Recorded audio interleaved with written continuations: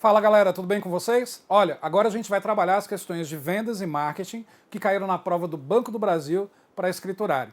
Seguinte, essas questões, se vocês não tiverem gabaritado, eu mato vocês, porque a gente viu tudo isso em aula. Tudo que caiu na prova a gente viu durante as aulas teóricas e de forma bem completa. Vamos acompanhar então na tela a primeira questão? Olha só.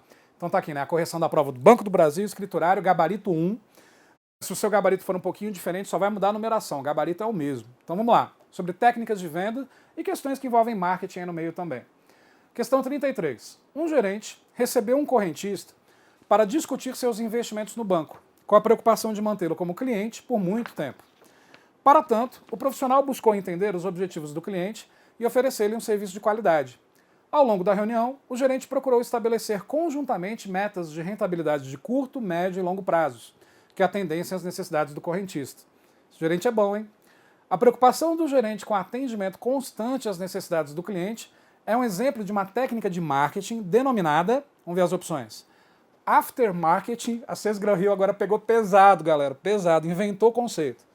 Garantia implícita, marketing de conquista, marketing de frequência ou marketing de relacionamento. Galerinha, olha só, a gente viu isso em sala de aula não, né? Na sua casa, quer dizer, né? na nossa sala virtual. A gente falou bastante nas aulas sobre o tal do CRM, Customer Relationship Management. Traduzindo isso, marketing de relacionamento. O que é o marketing de relacionamento? São as ações que qualquer organização realiza no sentido de fidelizar o cliente, de fazer com que esse cliente continue adquirindo os produtos e serviços por meio de todas as ações possíveis que uma organização pode realizar para atender os desejos e as necessidades do cliente, o objetivo principal do marketing. Então a resposta correta dessa questão só pode ser letra E, marketing de relacionamento. Por quê? Vamos voltar no enunciado. Percebe que o gerente, o que ele fez? Discutiu com o correntista os investimentos do banco, com a preocupação de mantê-lo como cliente por muito tempo, relacionamento. Para tanto, o profissional buscou entender os objetivos do cliente e oferecer um serviço de qualidade, para fidelizá-lo. Ao longo da reunião, o gerente procurou estabelecer conjuntamente metas de rentabilidade, debatendo junto com o cliente. Isso sendo feito sempre, aonde que esse cliente vai procurar outra empresa? Nunca. Então jamais poderia ser aftermarketing, esse conceito não existe. Garantia implícita, não há nenhuma garantia, assim a palavra do gerente em relação a esse excelente atendimento que está sendo dado e o relacionamento que está sendo criado. Marketing de conquista, não, porque já é um cliente do banco. Marketing de frequência, também não. Marketing de relacionamento é a opção correta. Letra E, vimos isso durante as aulas. Próxima questão, acompanhando aí na tela. Questão 34. A diretoria de um banco detectou que o maior problema de uma agência era a demora no atendimento aos clientes. O gerente da agência, então, determinou que os atendimentos aos clientes deveriam ser divididos em 3 etapas. A primeira etapa, a triagem, que serviria para direcionar o cliente ao local de atendimento correto e deveria ser cumprida em até 3 minutos. A segunda etapa, o atendimento direto, deveria ser feito em até 10 minutos. E, finalmente, se fosse necessária, a interferência do gerente. O seu atendimento deveria ter a duração de, no máximo, 12 minutos. A ideia era de que nenhum cliente gastasse mais do que 25 minutos dentro da agência e um grupo de funcionários munidos de cronômetros foi destacado para verificar se as tarefas eram executadas dentro dos prazos definidos. Pois bem, a função desse grupo de funcionários, que ficou lá com o reloginho cronometrando a galera, é verificar a qualidade técnica do serviço, a lacuna de serviço, a satisfação do cliente, a recuperação do serviço ou o tal do benchmarking. Galerinha, olha só. Percebe que a questão está falando das pessoas que ficaram cronometrando essa questão do tempo que foi definido para cada etapa do atendimento. Então, pois bem, vamos começar de baixo para cima. Letra E, benchmarking. Esse conceito de benchmarking significa que no mundo nada se cria, tudo se copia. É a chamada troca ética de informações, não é uma espionagem industrial. É verificar práticas que dão certo em outras organizações e adotar na sua própria, adaptando para a sua realidade. Não tem nada a ver com a cronometragem. Letra D, recuperação do serviço. Nada a ver com a cronometragem. Satisfação do cliente. Pelo amor de Deus, se você colocou essa, pensa, não é que isso não esteja certo. Eu até diria que se fosse uma aula de faculdade, eu consideraria correto. Porque o atendimento ocorreu no tempo que foi elaborado pela organização sem atrasos, provavelmente vai deixar o cliente satisfeito, porque esse tempo não teria sido elaborado não pensando na satisfação do cliente. Beleza. Mas nós temos uma outra opção aqui que é a verdadeira mesmo. Porque olha só, lacuna de serviço. O objetivo da cronometragem não é perceber as lacunas, e sim fazer com que seja perfeito. Olha a letra A, qualidade técnica do serviço. Porque o que está sendo feito, gente, é o estudo apenas da cronometragem do tempo. Você concorda comigo que a satisfação do cliente não é só em relação ao tempo de atendimento? E a qualidade do atendimento propriamente dita frente a frente com quem está atendendo? E a qualidade da prestação de serviços e informações? Isso não foi medido. O que foi medido, segundo o enunciado, é só o tempo. Então isso é algo técnico. A resposta correta, letra A, qualidade técnica do serviço. Se você colocou a letra C, errou. Mas não fique assim mal, depressivo, enfim, porque você foi por um raciocínio correto. Mas você talvez tenha deixado de pensar que o enunciado não falava de outros fatores a não ser o tempo. E só o tempo é a qualidade técnica do serviço, letra A. Questão de interpretação essa daqui. Vamos para a próxima questão? Próxima questão, ela falava o seguinte, questão 35. Uma das formas de aumentar a retenção de clientes é reduzir as deserções. Desertar, o cliente ir embora. Um banco que não tenha o pessoal treinado de forma adequada, cujos gerentes não cumpram as promessas de serviços feitas e cujos funcionários responsáveis pelo atendimento ajam com rudeza, está estimulando a deserção de gestão, de serviço, de mercado, tecnológica ou organizacional. E aí, galera, resposta correta qual seria? Que tipo de deserção, isso é, que tipo de motivo de fuga desse cliente é colocado pelo enunciado? Perceba o seguinte, o enunciado está falando que o banco não tem pessoal treinado de forma adequada. Os gerentes não cumprem as promessas. E os funcionários, pelo atendimento, são rudes. Isso poderia ser deserção de gestão? Você poderia até ter colocado essa opção, mas não é, galera. Olha só. Para ser considerado deserção de gestão, teria que estar colocado no enunciado que a culpa é do gerente, que a culpa é da diretoria. E não está falando isso, está falando que o banco inteiro não tem pessoal treinado de forma adequada, que os gerentes não cumprem as promessas e que as pessoas que trabalham com atendimento são rudes. Isso é deserção de serviço. Ninguém faz o seu serviço direito. Nem os gerentes, nem a cúpula, nem os funcionários. E não há uma responsabilização de alguém no enunciado. Então, se você colocou deserção de gestão, não cabe recurso. E sim, deserção de serviço. Essa é a resposta correta. Não é deserção de mercado, nem tecnológica, nem organizacional, porque ela está falando de erros que pessoas cometem ao prestarem o serviço. Letra B é a opção correta. Próxima questão, vamos acompanhar na tela? Questão número 36. Um determinado banco representa um pacote de serviços bem avaliado tanto por seus clientes quanto pela opinião pública em geral, e cobra taxas mais baixas que os seus concorrentes. Essas vantagens são apresentadas em suas propagandas, que são veiculadas em meios de comunicação de massa e obtêm elevadas taxas de copy e recall. Isso é, das pessoas visualizarem aquelas informações e retransmitirem essas informações recebidas. Contudo, esse banco conta apenas com 10 agências localizadas em 5 capitais do Brasil e não consegue atender as demandas de todos os potenciais clientes dos seus serviços. O ponto fraco da estratégia de marketing desse banco está localizado no componente do composto de marketing denominado letra A, praça, B, preço, C, produto, D, pesquisa ou E, promoção. Galerinha, morro de orgulho dessa questão porque a gente viu isso na aula também. Lembram quais eram os 4 P's do mix de marketing? Preço, praça, produto e promoção. Produto é a organização elaborando um produto para atender um possível desejo ou necessidade do cliente. Preço é o valor que será cobrado por aquele produto para que a organização consiga pagar as suas contas e ter o seu lucro. Promoção é a forma que a organização vai promover o produto, fazer com que as pessoas tenham acesso à informação de que aquele produto existe. E praça é onde esse produto vai ser distribuído. E a gente viu durante as aulas que a praça é muito importante, dentro do mix de marketing os 4 itens são importantes, mas a praça é muito importante porque numa praça inadequada o cliente não tem acesso ao serviço. Essa praça tem que ser muito bem distribuída para o cliente saber aonde encontrar aquele produto. Se o banco está fazendo sucesso na sua forma de atendimento, mas ele está presente em apenas 5 capitais com apenas 10 agências, temos aí um problema de praça. Opção correta, letra A. Vimos isso durante as aulas. Outra questão, questão 37. O cross-selling é uma técnica de vendas que incrementa o relacionamento dos clientes com os bancos. Qual das situações a seguir representa um exemplo de cross-selling? Letra A.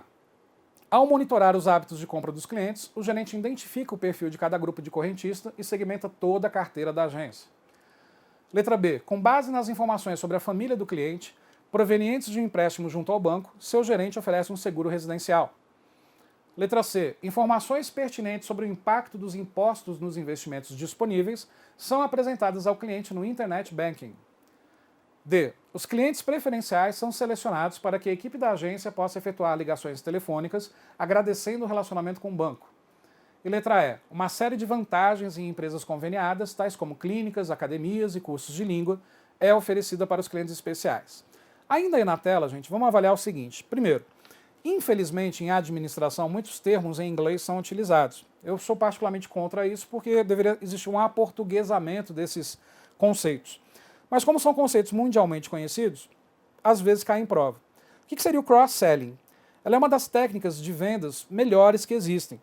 O cross-selling é quando a empresa atende o cliente na sua plenitude, onde o cliente compra algo que ele estava procurando inicialmente, mas ele sai com mais coisas. Mas isso não é por uma questão de empurroterapia. Acompanha aqui comigo. O cross-selling é quando, por exemplo, você vai até uma loja comprar uma meia.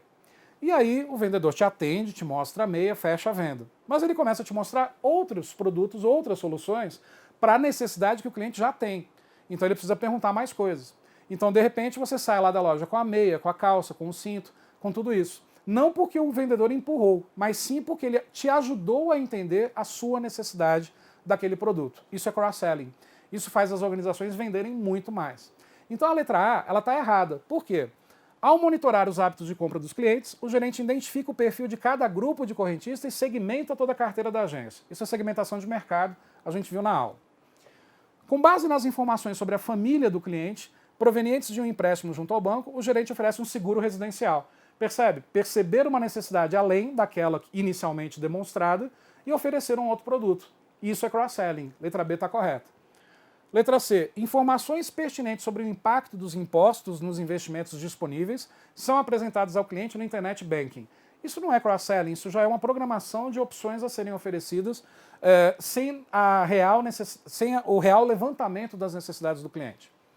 D. Os clientes preferenciais são selecionados para que a equipe da agência possa efetuar ligações telefônicas agradecendo o relacionamento com o banco.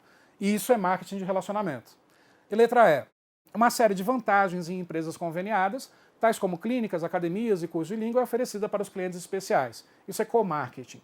Isso é fazer um marketing coletivo de várias organizações, onde uma ajuda a outra a angariar mais clientes. Então a resposta correta nesse caso, letra B, que falava sobre a oferta do seguro residencial. Próxima questão, acompanhando aí na tela. Questão 38. O planejamento de vendas no setor bancário tem se baseado na segmentação de mercado como forma de obter mais sucesso nos negócios. Um objetivo da segmentação de mercado é adotar uma abordagem única de vendas para toda a carteira de clientes. B. Concentrar esforços em ações de vendas que sejam bem avaliadas. C. Desenvolver ações de vendas específicas para cada grupo de clientes. D. Reunir em um mesmo grupo clientes com necessidades e desejos distintos de compra. E selecionar os serviços bancários em função do grau de dificuldade. Galerinha, e aí? Qual seria a resposta correta que você colocou na prova? Você colocou letra C, tenho certeza disso. Letra C é a resposta correta. Vamos comentar os outros itens. No caso da letra A, adotar uma abordagem única de vendas para toda a carteira de clientes. Isso não é segmentar o mercado, isso é marketing de massa, como a gente viu o conceito durante as aulas. B. Concentrar esforços em ações de vendas que sejam bem avaliadas. Bom fazer isso, só que isso não é segmentar o mercado. Isso é um esforço que tem que existir por parte de qualquer organização para qualquer tipo de cliente. C. Desenvolver ações de vendas específicas para cada grupo de clientes. Isso é segmentar o mercado. A gente viu que segmentar o mercado é dividir o mercado em fatias de grupos de clientes com características bem parecidas, próximas, para que possa ocorrer uma oferta de produtos e serviços direcionados para essas necessidades em comum desse grupo de clientes. Essa é a resposta correta, a letra C. D. Reunir em um mesmo grupo clientes com necessidades e desejos distintos de compra não seria segmentar, seria misturar necessidades diferentes. E letra E. Selecionar os serviços bancários em função do grau de dificuldade. Isso não é segmentação, mesmo porque a questão também não fala do grau de dificuldade de quê. Sendo assim, resposta correta, letra C. Vamos para outra questão que apareceu na sua prova? Questão 39. Essa questão também foi explicada na aula, galera. A gente viu as ferramentas de marketing, a gente viu matriz SWOT, matriz BCG, a gente viu um monte de ferramenta. E olha aqui a questão de matriz SWOT. Questão 39. A matriz SWOT é um instrumento que auxilia os bancos a analisar o mercado e determinar as metas da empresa. Ao elaborar essa matriz, um banco conclui corretamente que: letra A, aumento do poder aquisitivo das classes C e D no Brasil representa uma força para o banco. B, cenário econômico negativo do mercado é uma ameaça para o próximo exercício de vendas. C, forte preparo da equipe em relação às técnicas de venda é uma oportunidade de mercado. D, protecionismo externo para produtos brasileiros se configura como uma fraqueza para o país. E a letra E, saída do mercado de um banco concorrente é uma força para que a equipe melhore os seus resultados. E aí, galerinha, qual seria a resposta correta? Vamos relembrar? Matriz SWOT é o seguinte: pontos fortes, fracos, oportunidades e ameaças. A sigla SWOT vem do inglês, cuja tradução é essa: ponto forte, fraco, oportunidade e ameaça. Ponto forte e ponto fraco são coisas que as organizações já têm, então são elementos internos e são controláveis, porque ela já possui. Então, ponto forte, algo bom que já acontece, ponto fraco, algo ruim que já acontece. Oportunidades e ameaças são coisas que ainda não aconteceram. As oportunidades ainda não foram abraçadas, as ameaças ainda não nos afligem. A oportunidade é algo bom que ainda não aconteceu, a ameaça é algo ruim que ainda não aconteceu. Sendo assim, por não terem acontecido, são elementos externos e, sendo assim, incontroláveis. Então, nessa questão 39, a letra A está errada pelo seguinte: aumento do poder aquisitivo das classes C e D no Brasil representa uma força para o banco. Não, isso é uma oportunidade. Não é porque a classe C e D aumentou de renda que o banco necessariamente vai abordar esse tipo de público. Isso é oportunidade. B, cenário econômico negativo do mercado é uma ameaça para o próximo exercício de vendas. Perfeito, é ameaça. Porque um cenário negativo hoje do mercado pode, no futuro, atrapalhar nossas vendas. E a ameaça é algo ruim que ainda não aconteceu. Letra B está correta. C, forte preparo da equipe em relação às técnicas de vendas é uma oportunidade de mercado. Se a equipe já está bem preparada, já é ponto forte. Errado. Protecionismo externo para produtos brasileiros se configura como uma fraqueza para o país. Percebe, o protecionismo externo para produtos brasileiros é uma ameaça para o país, porque isso pode não impedi-lo de avançar.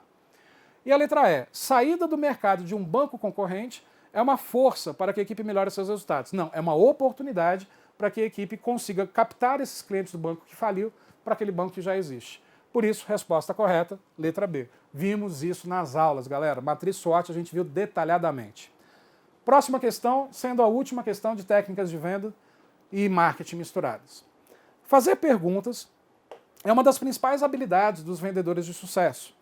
Para que essa técnica seja utilizada corretamente, é preciso que o profissional compreenda a situação da venda e saiba exatamente o que precisa saber do cliente.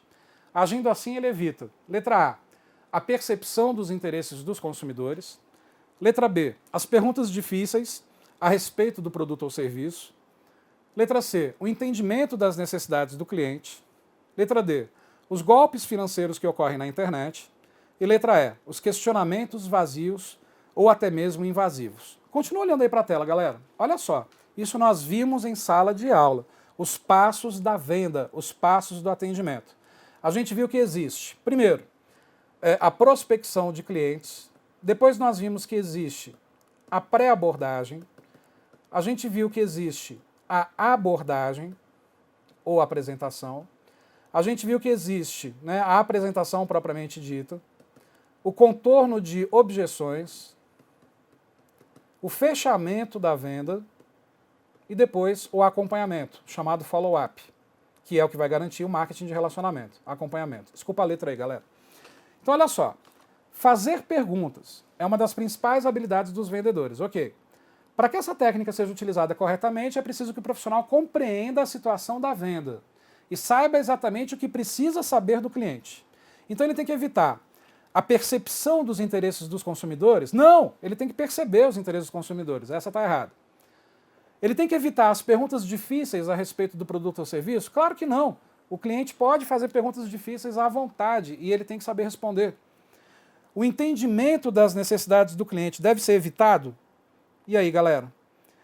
Evitar o entendimento das necessidades dos clientes. Isso parece um tanto quanto inadequado, ele tem que entender, certo? Os golpes financeiros que ocorrem na internet, não tem nada a ver com o que está no enunciado. E os questionamentos vazios ou até mesmo invasivos, isso sim tem que ser evitado. Não se pode fazer para o cliente questionamentos vazios que não levem a informação nenhuma, ou invasivos, que sejam de questões pessoais do cliente. E vocês lembram que a gente viu isso.